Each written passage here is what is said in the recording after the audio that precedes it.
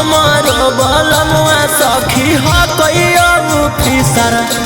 दिनमा शनिचर पी के मारै किंग ऑफिसर दिनमा शनिचर पी के मारै किंग ऑफिसर।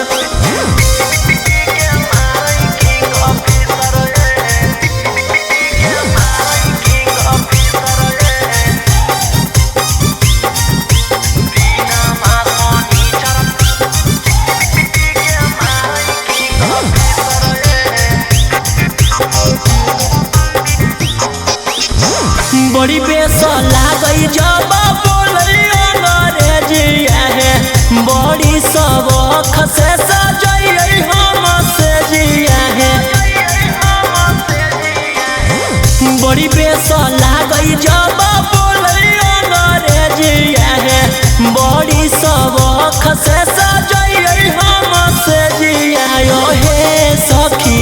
मिलल बेजोड़ हमरा पति ओहे सखी उनका देखिए अगरबत्ती हमारो बलमुआ सखी हो कोई ऑफिसर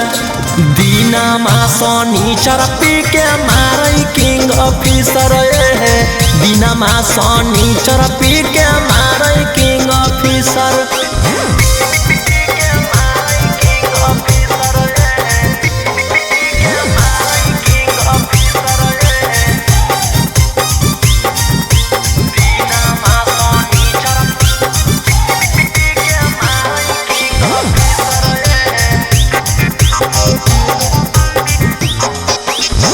रौशन रोही बलम के कतना करी बड़ाई है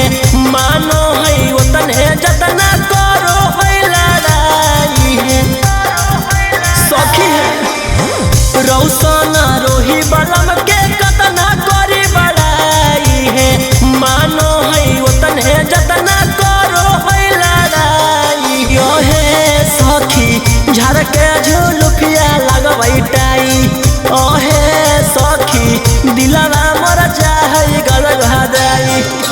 हमारो बलमुआ सखी हो कोई ऑफिसर दिनमा शनिचर पी के मारै किंग ऑफिसर दिनमा शनिचर पी के मारै किंग ऑफिसर।